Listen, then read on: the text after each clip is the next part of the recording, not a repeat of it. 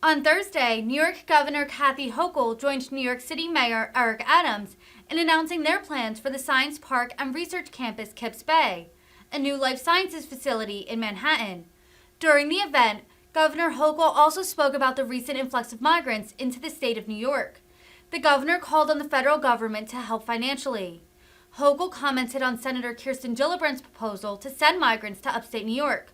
Hochul decried the idea, saying, quote, "These are human beings. They are not political pawns." Governor, do you have a response to that? I will just answer because you did have a two-part question, and you did say the governor at the end of it, so we'll just make this.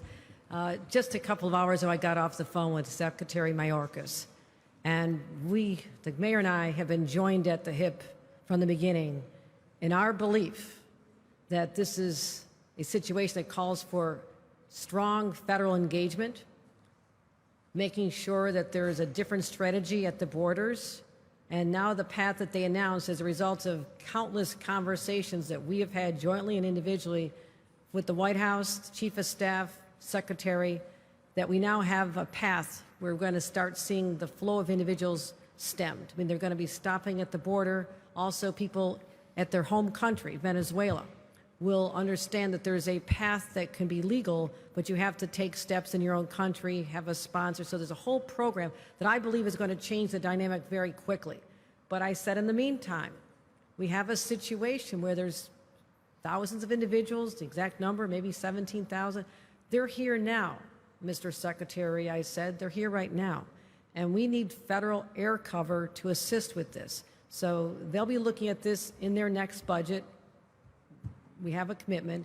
We have continued to provide Port Authority space, legal services, transportation with the MTA buses, as well as making sure that they have the support they need staffing-wise with our National Guard. And we're going to talk about reimbursements with the federal government. So that is where we are now. There's going to be a change in this situation.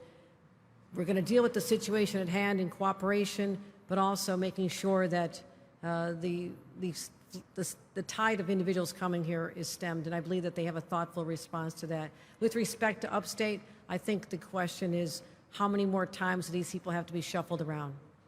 These are human beings. This is a humanitarian crisis.